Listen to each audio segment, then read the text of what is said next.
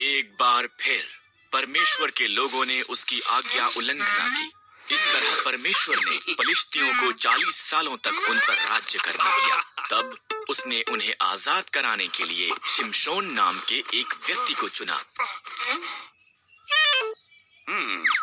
एक स्वर्गदूत ने शिमशोन की माता से वादा किया था कि वो पुत्र को जन्म देगी।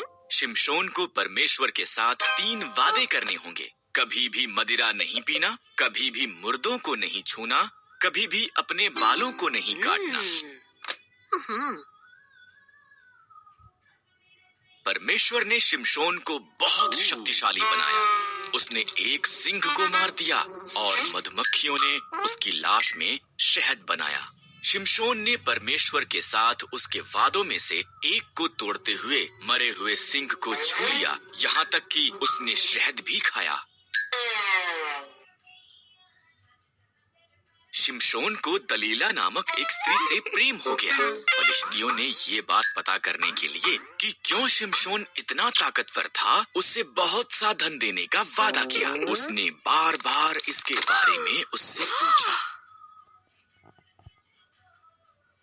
अंत में शिमशोन ने दलीला को उसका रहस्य बता दिया।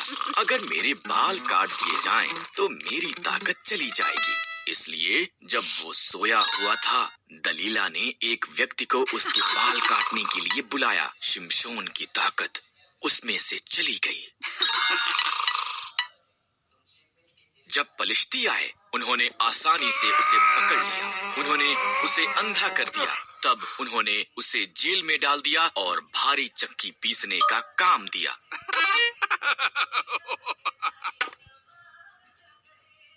धीरे धीरे शिमशोन के बाल पुनः बढ़ गए। फलिश्ती उसे उनके झूठे देवता दागोन का उसे हराने में धन्यवाद करने के लिए उनके मंदिर में लाए। शिमशोन ने परमेश्वर से कहा कि एक अंतिम बार उसे ताकतवर बना दे। शिमशोन 2 खंभों के बीच खड़ा हुआ और उन्हें धक्का मारा। मंदिर गिर पड़ा। फलिश्तियों के साथ साथ शिमशोन भी उसमें मर गया। शिमशोन ने अपना वादा पूरा नहीं किया, पर परमेश्वर ने अपना वादा पूरा किया। परमेश्वर के लोगों ने उसकी आज्ञा उल्लंघना की, इसलिए उसने उनके दुश्मनों को उन्हें गुलामी में ले जाने दिया। उन्होंने यरूशलेम का नाश किया और बहुत से यहूदियों को उनके अपने देश बाबुल में ले गए। दानियेल बाबुल में गए यहूदियों में से एक था। उसने परमेश्वर पर भरोसा किया और दिन में 3 बार उसे प्रार्थना की। परमेश्वर ने दानियेल को आशीष दी और वो उस देश में एक शक्तिशाली अगुआ बन गया। कुछ अगुए दानियेल से ईर्ष्या करते थे, इसलिए उन्होंने एक नया कानून बनाया। लोग केवल राजा दारा से प्रार्थना कर सकते थे। जो कोई भी उल्लंघना करता है, वो एक शेरों की मांद में डाला जाएगा। दारा सहमत हो गया। दानियेल ने अभी भी परमेश्वर से प्रार्थना की और पकड़ लिया गया। दारा उदास था। वो दानियेल को पसंद करता था। उसने जाना कि उससे चालाकी की गई थी, पर वो कानून को नहीं बदल सकता था। दानियेल को शेरों की मांद में फेंक दिया गया।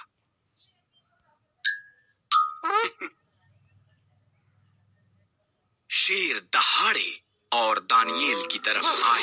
तब एक स्वर्गदूत पहुंचा। परमेश्वर ने उसे भेजा था। स्वर्गदूत ने शेरों का मुंह बंद कर दिया। दानियेल ने बिना किसी नुकसान के वहां पर रात बिताई।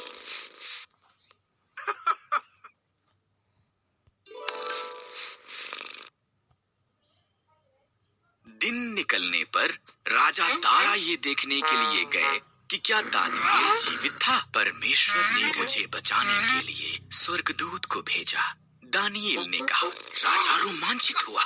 दानियेल को शेरों की मांद से बाहर निकाला गया।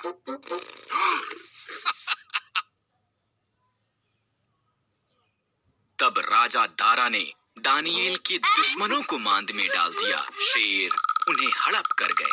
राजा दारा ने उसके राज्य में दानियेल के शक्तिशाली जीवित परमेश्वर का आदर करने के लिए कहा।